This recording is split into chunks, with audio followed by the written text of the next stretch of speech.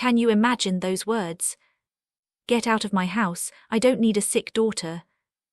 Those were the last words my father said to me before he shoved me into an October storm and locked the deadbolt behind him.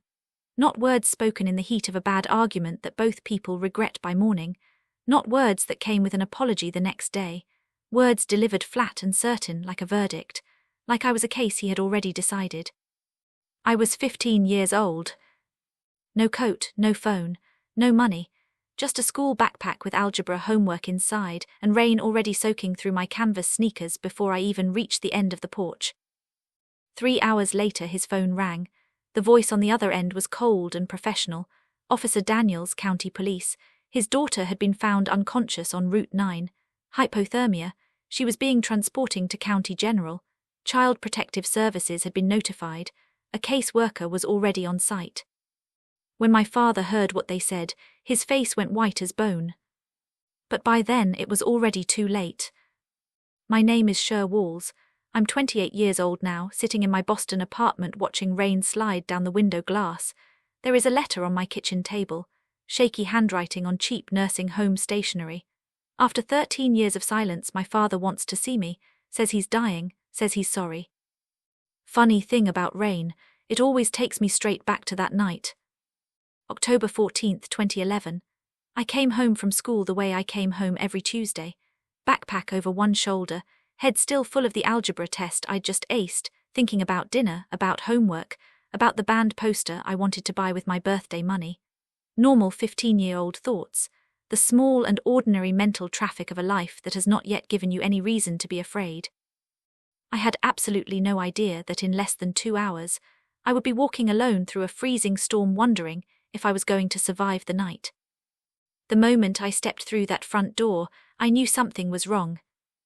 My father was standing in the living room. His face was the color of raw meat. His hands were shaking. In one fist he held a wad of cash. In the other, a handful of empty pill bottles.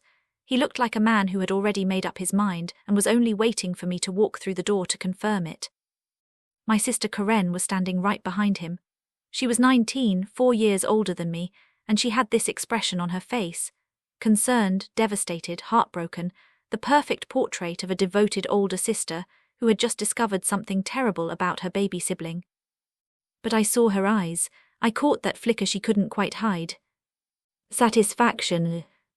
Our stepmother Jolene hovered in the kitchen doorway with her arms crossed and her lips pressed together, saying absolutely nothing. That was her specialty, saying nothing while bad things happened to me. My father didn't let me put down my backpack. He started screaming like I'd set the house on fire. I'd been stealing from his wallet for months. I'd been buying pills, hiding them in my room. Karen had found the evidence. Cash stuffed in my dresser, pill bottles in my closet, text messages proving I was in contact with drug dealers. I tried to speak. I tried to tell him I had never touched his wallet, never seen those pills, had no idea what he was talking about. But the words died in my throat the moment I realized something terrible. He wasn't listening. His mind was already made up. Karen had spent the whole day preparing him, feeding him lies the way you feed someone poison wrapped in sugar. Patient, deliberate, and completely invisible until it's too late. She stood there looking devastated, telling him she had tried so hard to help me, tried to get me to stop. Said she hadn't wanted to say anything, but she just couldn't watch her little sister destroy herself anymore. It was a masterpiece performance, Academy Award worthy, and my father swallowed every single word like it was gospel truth. He grabbed my arm hard enough to leave bruises. He dragged me toward the front door. He picked up my backpack and threw it at my chest so hard I stumbled backward. Then he opened the door. Rain was coming down in sheets. Thunder rolled somewhere in the distance.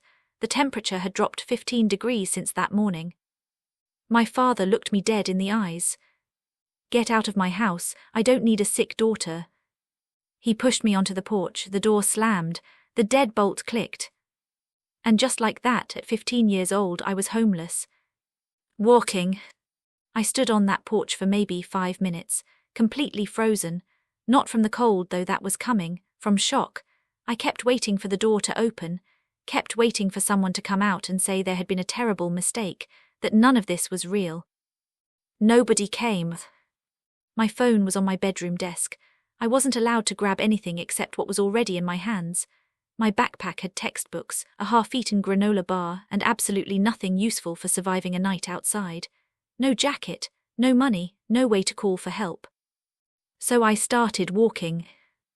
I didn't make a conscious decision about where to go.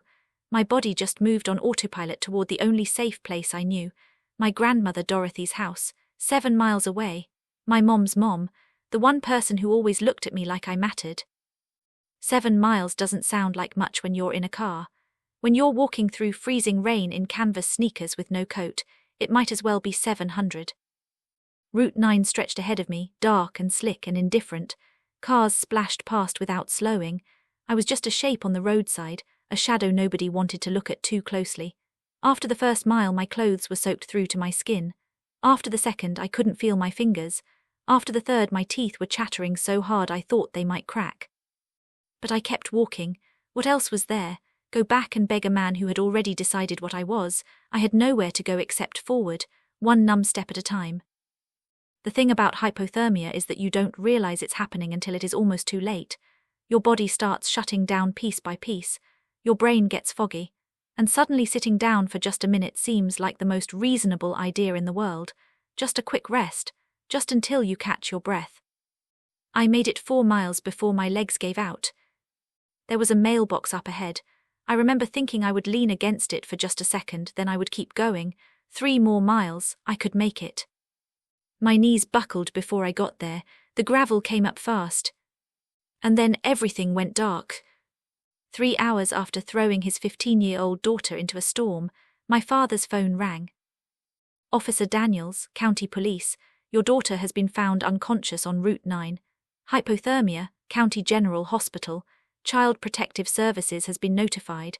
A caseworker is already on site. We need you to come in and bring whatever evidence you have. My father's face went pale as bone. The hospital staff told me this later. They said he looked like a man watching his entire life crumble in slow motion. Karen was standing right next to him when that call came, and for the first time in her life her perfect mask slipped, just for a second, just long enough for the people in that room to see it. Because here is the thing about that night, the thing that changed everything. The woman who found me unconscious on that roadside was not just a random stranger driving home from wherever. Her name was Gloria Hensley, and she had spent 35 years working for Child Protective Services. She had seen every kind of abuse, every kind of neglect, every kind of lie that adults tell about their children. She knew exactly what she was looking at when she found a teenage girl alone in the rain with no coat and no phone and nobody looking for her. And she was not about to let it slide. My father thought he was cleaning house that night, cutting out the bad apple, getting rid of a problem, but what he had actually done was hand his plan over to the one person on earth most qualified to dismantle it. He had no idea what was about to explode. Before the storm, how it started. But before we get to the explosion, you need to understand the fuse. Because what happened to me on October 14th was not random. It was the end of something that had been building for 9 years, since the day our mother died. My mother Patricia died in 2006. Cancer. I was 10. Karen was 14. One day we had a mother who made pancakes on Sunday mornings and braided my hair for school pictures. The next, we were standing beside a hospital bed watching the machines beep slower and slower until they stopped. My father did not handle it well, that is, putting it very mildly. He collapsed in on himself like a dying star, went to work, came home, sat in his recliner. Stared at nothing. The house could have burned down around him and I am not sure he would have noticed. So Karen stepped up. At 14 she became the one who cooked dinner, signed permission slips, made sure I got to school on time. She became the responsible one, the mature one, the daughter my father could lean on. And he praised her for it constantly. What would I do without you, Karen?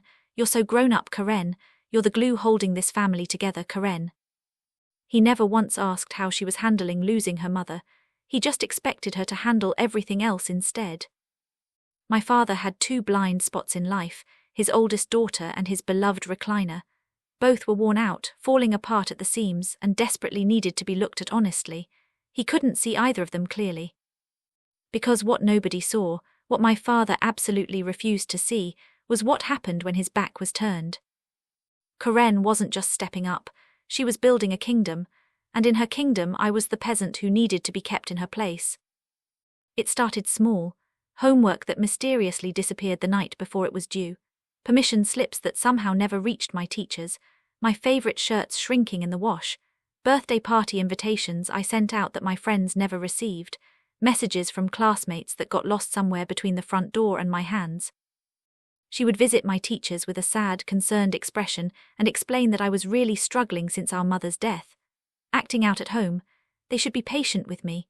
She painted the portrait of a troubled child one brushstroke at a time, and everyone believed her because she was so mature, so responsible, so heartbroken on my behalf. I tried to tell my father once, sat him down and explained what was happening. He looked at me like I had lost my mind. "You're just jealous of your sister," he said. "She's trying to help this family, you should be grateful." After that I learned to keep my mouth shut, stay small, stay quiet, survive until I could get out. 2 years after my mother died, my father remarried. Jolene smiled a lot and made casseroles and tried very hard to be part of our family. Karen immediately started calling her mom. Strategic, I think, a way to cement her position as the loyal daughter, the one who had already chosen sides. I couldn't do it. I couldn't call this stranger mom when my real mother had been gone less than 2 years. It wasn't about Jolene, it was about my own heart not being ready. But that quiet inability cost me. From that day forward, Jolene and Karen formed their own little club, and I was not invited. By the time I was 15, the lines were clearly drawn. Karen was the golden child, the favorite, the one who could do no wrong. I was the troubled one, the difficult one, the daughter who just couldn't get it together. And then there was the money. My mother had set up trust funds for both of us before she died. $45,000 each, accessible when we turned 18. Not a fortune, but something. A safety net, a gift from a mother who knew she would not be there to help us start our adult lives. Karen turned 18 in 2009 and got her share immediately. It was gone within 11 months. A flashy sports car, designer clothes, expensive gifts for her boyfriend Trent, a smooth-talking man with big ideas, no legitimate income, and an apparently endless appetite for other people's money.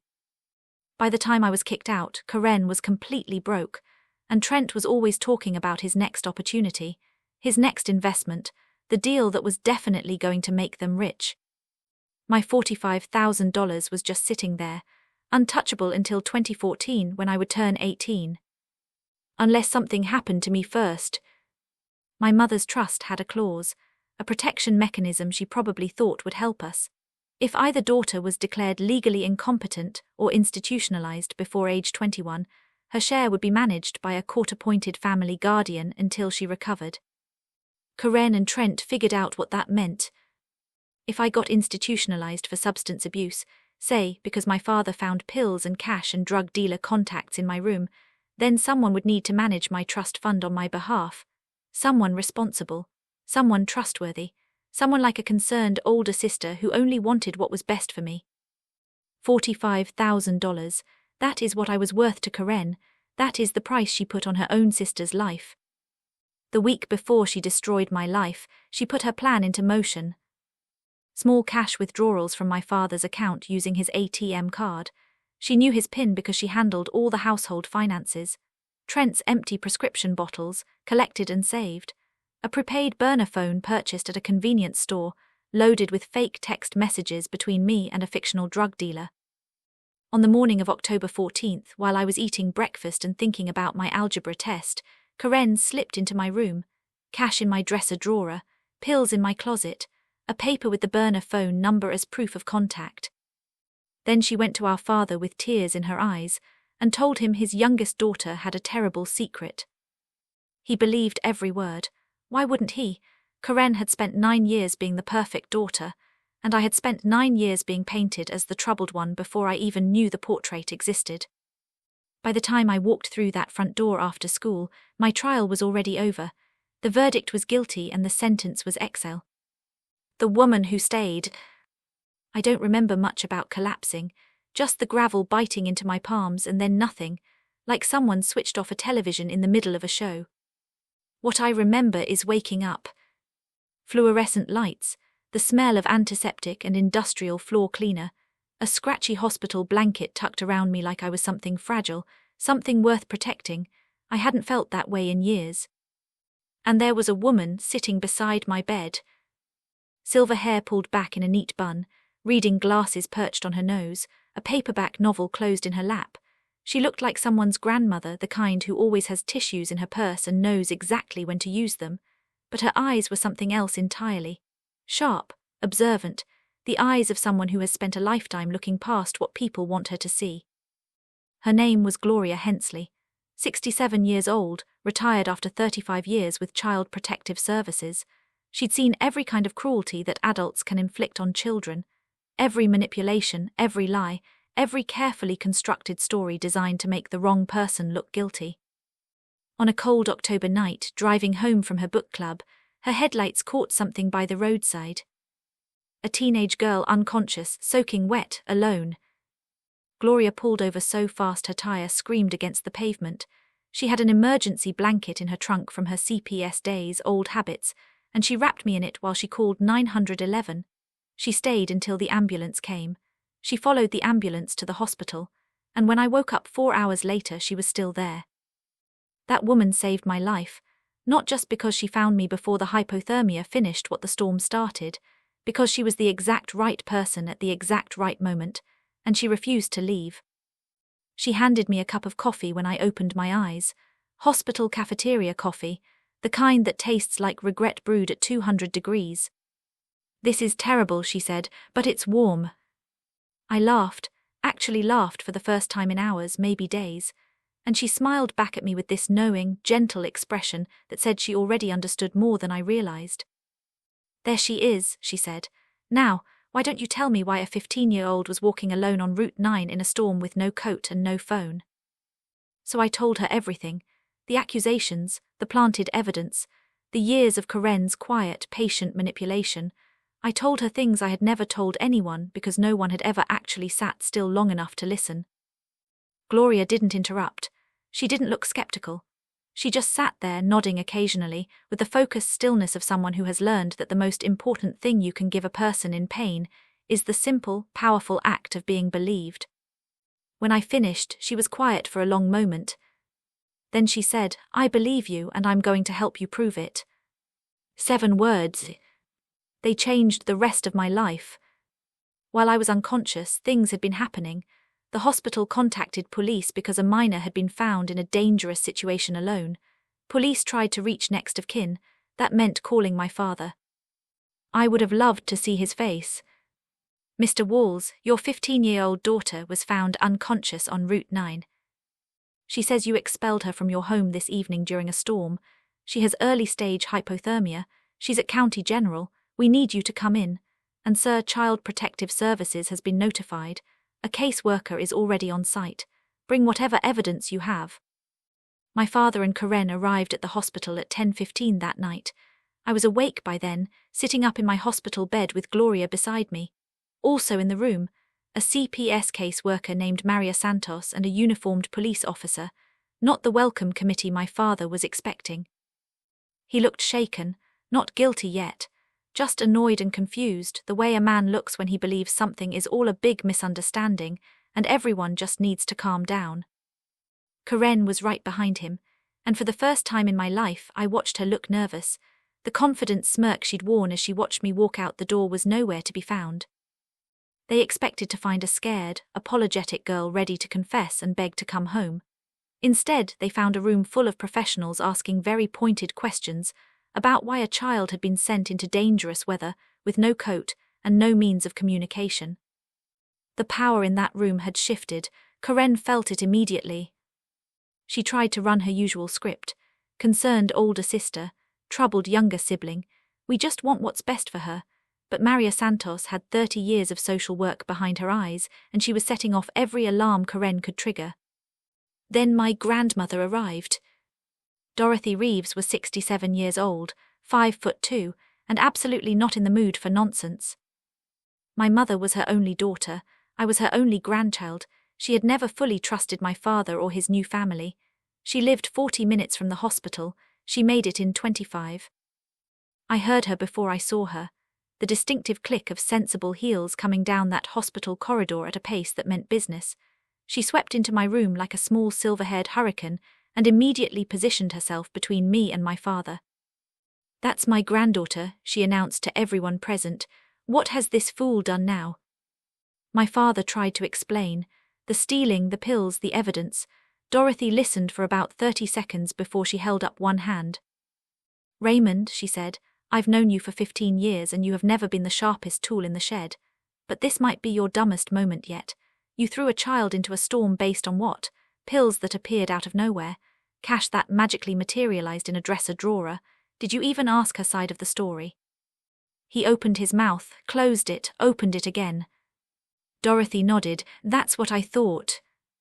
That night, while I sat exhausted and hypothermic in a hospital bed, Dorothy Reeves went to war. She demanded an emergency custody hearing.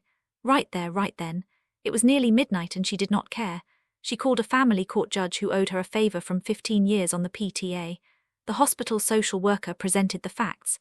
A minor child expelled into dangerous weather. No investigation conducted before expulsion. No attempt to verify accusations. Child found unconscious with early-stage hypothermia. By 12:30 in the morning, I had a new home. Emergency temporary guardianship was granted to Dorothy Reeves, effective immediately. My father was ordered to have no contact with me until a full investigation was completed. CPS would be interviewing everyone. As we walked out of the hospital, my father reached toward me, started to say something. Dorothy stepped between us without breaking stride. "You don't get to touch her, you don't get to talk to her. You had your chance to be her father and you threw it away, literally, into a storm. Now we're leaving." She guided me out to her old Buick, helped me into the passenger seat, tucked a blanket around me even though the heater was already blasting. I looked at her with tears running down my face. "Grandma, I don't even have clean clothes. I don't have anything." She patted my hand. Her eyes were fierce and gentle at exactly the same time. "Honey, you have me, and I have a Target card. Tomorrow we shop. Tonight you eat soup and sleep in a bed where nobody is ever going to throw you out. Ever." That was the first night of my new life. The investigation.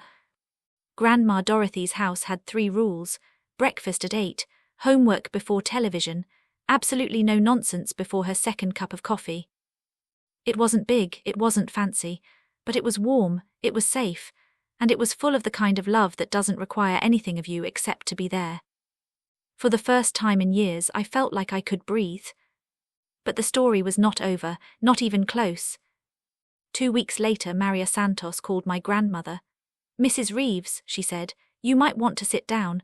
We've been examining the evidence Mr. Walls provided. The timeline doesn't add up, and we found security footage that tells a very different story." Maria Santos was not just a case worker checking boxes.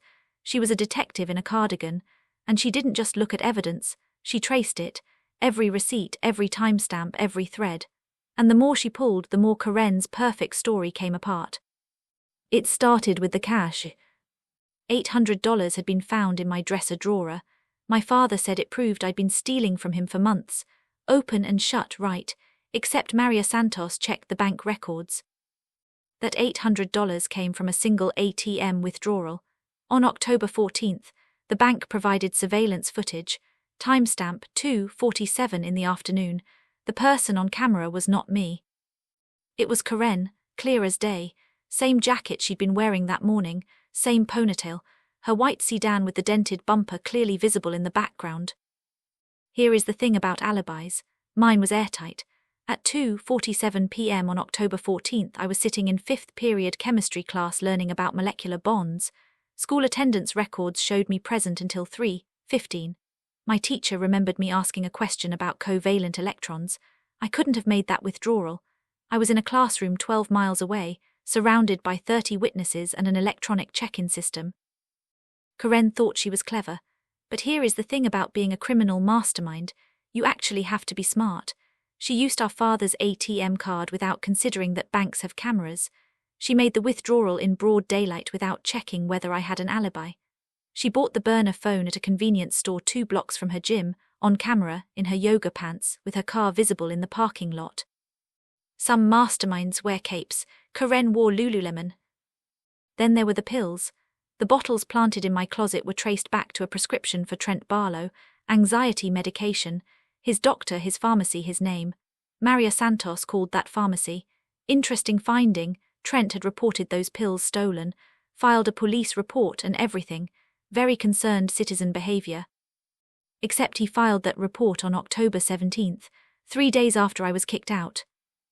If those pills were stolen and hidden in my room on October 14th, why did Trent wait 3 days to report the theft?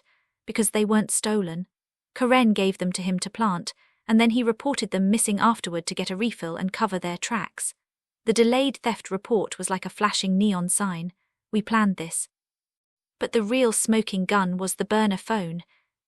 The fake drug dealer texts came from a prepaid phone purchased at a convenience store on October 10th, 4 days before everything went down. Maria Santos tracked the store and requested their security footage. A young woman, brown hair in a ponytail, paid cash. Her car was visible through the window. White sedan, dented bumper. Same car, same woman, same trail of breadcrumbs leading straight back to my sister. As the investigation deepened, an even uglier picture emerged. Maria Santos started looking at checks written on my father's account over the previous 2 years. What she found made the $800 look like pocket change. Someone had been forging checks in my father's name for nearly 2 years. Small amounts at first, but they added up. The money went to accounts connected to Trent Barlow and his various business ventures. Total amount stolen, just under $18,000. Karen hadn't just framed me, she'd been robbing our father blind for years, and she needed me gone before anyone noticed. My grandmother hired Leonard Vance, an old family friend who had practiced family law for 30 years. He'd known my mother Patricia since grade school, and when Dorothy explained what had happened, his face went hard in a way that made me very glad he was on my side. Leonard filed for permanent guardianship immediately. He also filed a civil suit against Karen for fraud and emotional distress. And he made sure my trust fund was protected with additional court oversight, so nobody could touch it until I turned 18. Trent talks. 1 month before the court hearing, something unexpected happened. Trent Barlow was arrested in Nevada, federal marshals, running the same investment scam in 3 different states. Over $400,000 stolen from people who had trusted him with their savings. He was facing serious federal time, possibly 15 years. His lawyer made a call the next day. Trent was ready to cooperate, ready to tell the truth about everything, including his girlfriend Karen and exactly what she had done to her little sister. Trent Barlow was many things: a con artist, a liar, a man who had built his entire life on other people's trust. But he was not loyal. The moment federal prosecutors offered him a reduced sentence in exchange for cooperation, he sang like a canary with a recording contract. His written statement was 12 pages long. He confirmed everything. The plan to frame me had been Karen's idea from the beginning. She had been stealing from our father for nearly 2 years, funneling money to Trent's investments. When the theft started getting harder to hide, she decided she needed a scapegoat. That scapegoat was me. Karen figured I was the perfect target, the troubled younger sister, the one who'd never fit in, the one nobody would believe. She told Trent that getting me institutionalized would solve 2 problems at once. She'd have someone to blame for the missing money, and she'd gain access to my trust fund as my guardian. $45,000, while I sat in some facility, drugged and discredited and completely alone. Trent wrote it all down: the planning sessions, the pill bottles he provided, the burner phone Karen purchased. The morning she planted the evidence in my room, he included text messages between them from the days leading up to October 14th, messages that proved this was not impulsive, it was calculated, premeditated, cold. His final line stayed with me. Karen said her sister was a nobody who wouldn't fight back. She was wrong. The courtroom. March 2012, family court. I'd been living with Grandma Dorothy for 5 months. I'd gained weight, the good kind, the kind that comes from regular meals and actual sleep. I'd made honor roll at my new school. I'd started to remember what it felt like to be a normal teenager. But walking into that courtroom, I felt 15 again, scared and small and uncertain whether any of it would be enough. Grandma Dorothy squeezed my hand, Leonard Vance nodded, and Gloria Hensley was there in the gallery, wearing the same reading glasses and the same fierce expression she'd had the night she found me on the side of the road. She had shown up for me then. She was showing up again now. The hearing was supposed to be about guardianship, simple paperwork making Dorothy's temporary custody permanent, but it became something much larger. The district attorney had gotten involved.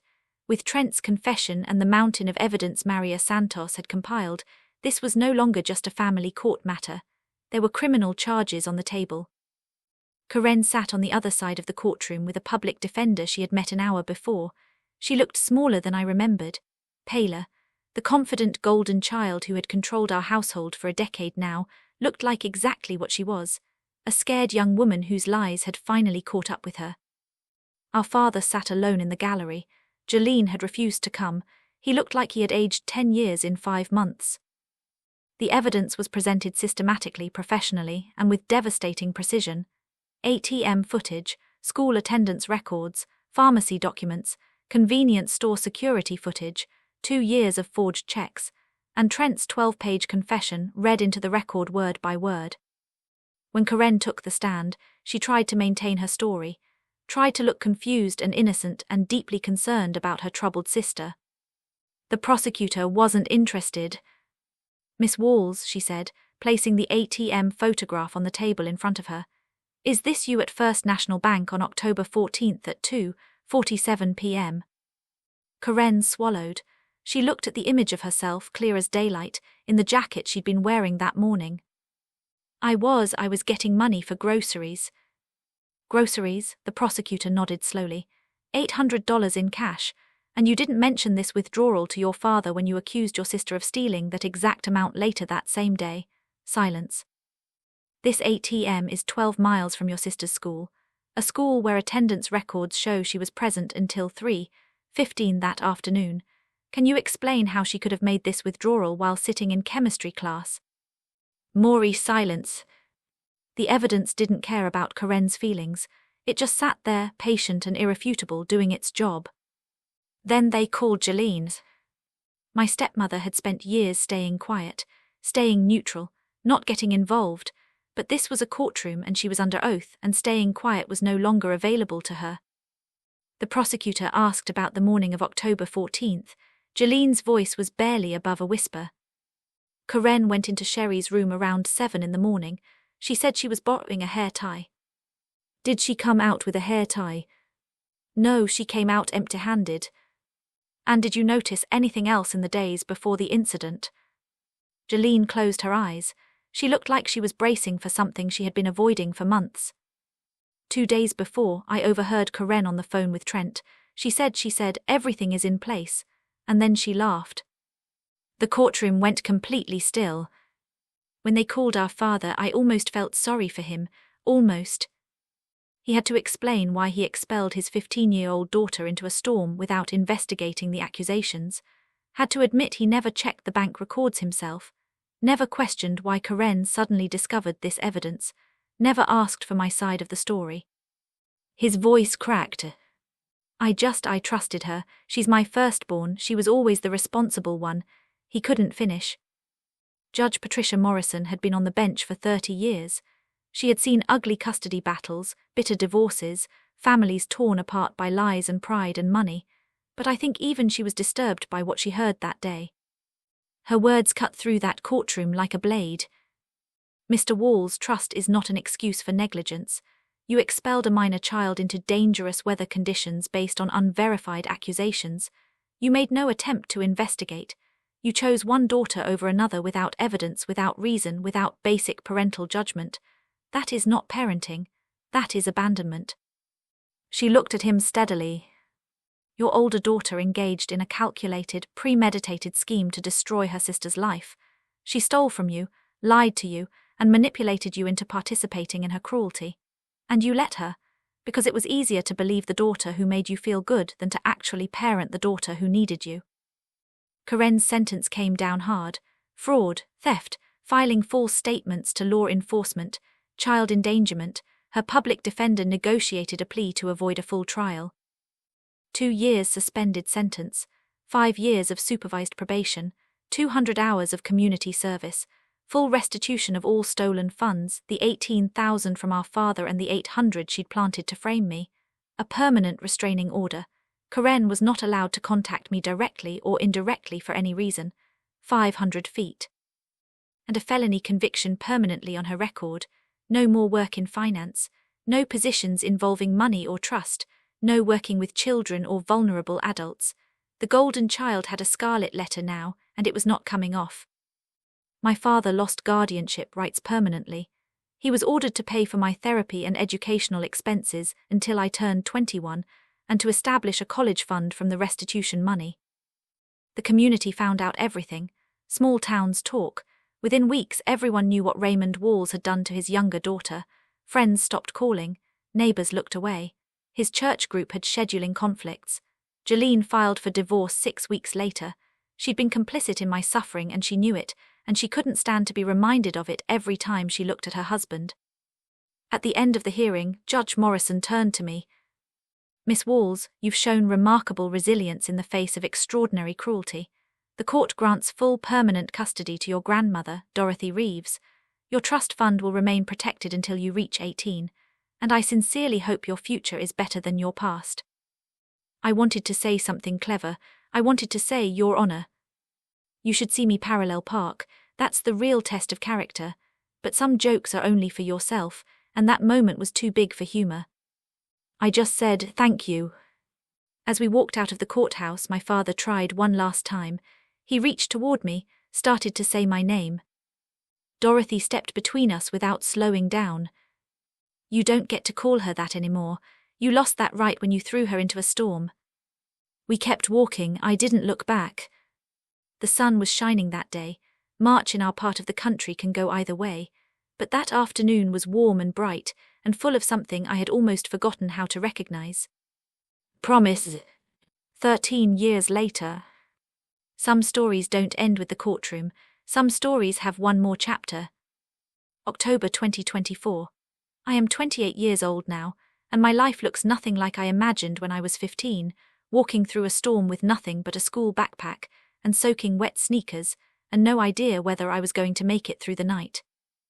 I live in Boston, a beautiful apartment with a view of the harbor and morning light that streams through the windows in a way I never take for granted, because I know what it felt like to stand outside in the dark with no one opening the door. I'm a marketing director at a tech company. Good salary, good work, good people. I worked my way up from an internship, and every single promotion felt like another step away from who I used to be. And I'm engaged. His name is Colin. He's a pediatric nurse, which tells you everything you need to know about the kind of person he is. We met at a charity event 2 years ago. I was there for work. He was there because he actually cared. He spilled wine on my dress and apologized for 10 minutes straight, and then made me laugh so hard I forgot to be annoyed. We're getting married in the spring. Life is good. Life is genuinely, unbelievably hard and good. Then the letter arrived. It came to my grandmother's address. Dorothy still lives in the same house, still sharp as ever at 80, still following her 3 rules. Breakfast at 8, homework before television, no nonsense before coffee. Some things never change and you are very glad they don't. She called me, said something had arrived that I needed to see. Her voice was careful, neutral, the way she sounds when she's trying not to influence my decisions. I drove down that weekend. The envelope was plain white, cheap paper, shaky handwriting I barely recognized. The return address was Maple Grove Care Center, a nursing home about an hour from where I grew up. I opened it at Dorothy's kitchen table, with a cup of coffee going cold in my hands. "Dear Sherry, I know I don't deserve to ask anything of you.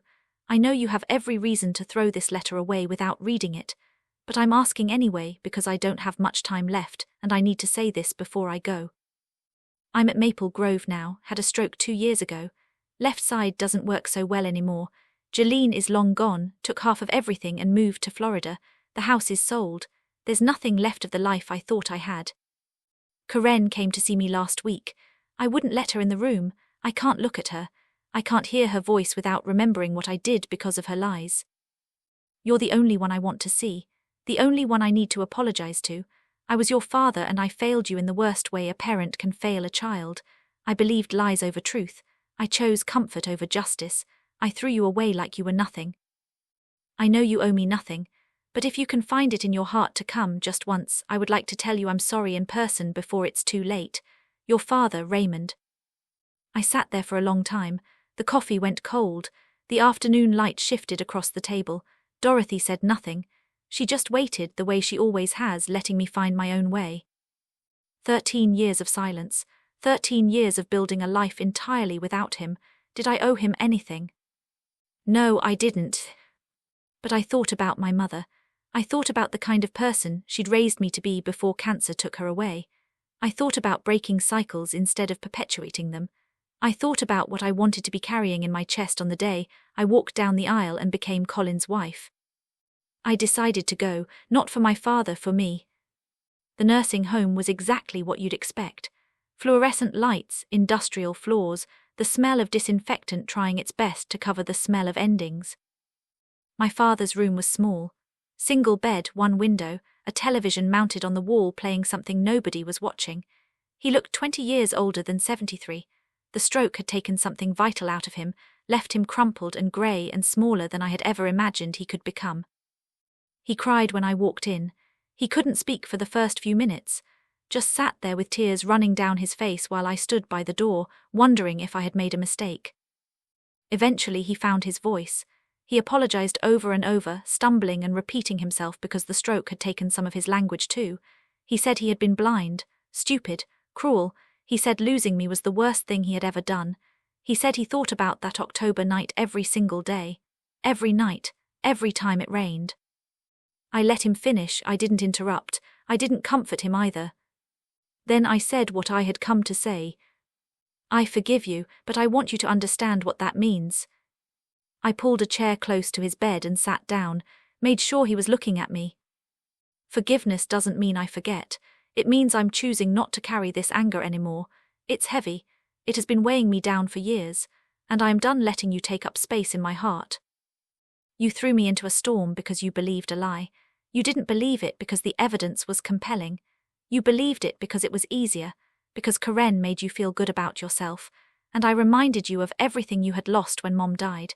You chose the comfortable lie over your own daughter. I built my entire life without you. I put myself through college. I built a career. I'm marrying a man who would never throw me out in a drizzle, let alone a hurricane. I am happy, but you need to live with what you did. That is not my burden to carry anymore. It is yours. He nodded, tears still running. I don't think he had words left.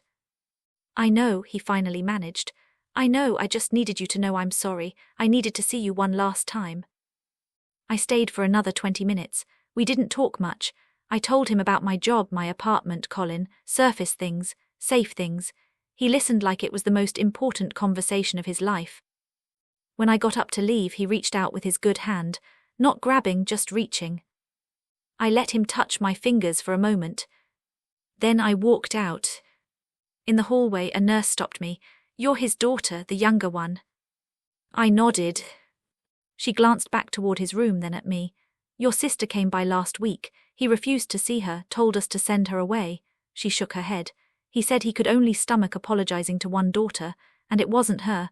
Got pretty upset about it, actually. I stood very still. After all these years of being the rejected one, the throwaway daughter, the one who wasn't good enough, my father had finally rejected Karen. The golden child, the favorite, the one he had believed without question. Too late to heal anything, too late to matter in the ways that would have actually mattered. But still, something shifted in my chest. Not exactly forgiveness, I had already given that. Something more like completion, like the last page of a very long book finally turning. I walked out of that nursing home into October sunshine. Same month, different weather, different life. 13 years ago, October meant rain and betrayal and gravel biting into my palms. Now October means falling leaves and pumpkin spice everything. Yes, I am basic. I do not care. And it means the anniversary of when my real life began. What remains? Some storms don't destroy you, they redirect you. That October night I lost a house, but I found my home. I lost a father who didn't deserve me, and I found a grandmother who did. I lost a sister who never loved me, and I found myself. Colin was waiting when I got back to Boston. Takeout on the counter, bad movie queued up, that patient look he gets when he knows I need processing time. How'd it go? He asked. I dropped my keys on the table and leaned into him. I think I'm finally done. I think I can let it go now. He wrapped his arms around me and didn't ask another question. That's the thing about Colin. He knows when to push and when to just be there. It is one of about 1,000 reasons I am marrying him. Next spring, we are having the wedding at my grandmother's house. Small ceremony, close friends, good food. Dorothy is already planning the menu. Meatloaf is definitely on the list. And somewhere out there, Karen is working night shifts wondering where her life went wrong. My father is in a nursing home alone with his regrets. Jeline is in Florida pretending none of us ever existed. But me, I'm in Boston. I have a career I earned with my own hands. I have a partner who loves me exactly as I am.